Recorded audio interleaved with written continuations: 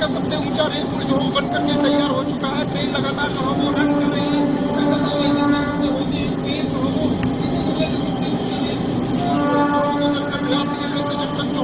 जरूर पहुंच रही है। अब जल्द ही ये सेवाएं निरंतर चलने जा रही है। निजी नेटवर्क के लिए करणदीप सिंह, रियासत।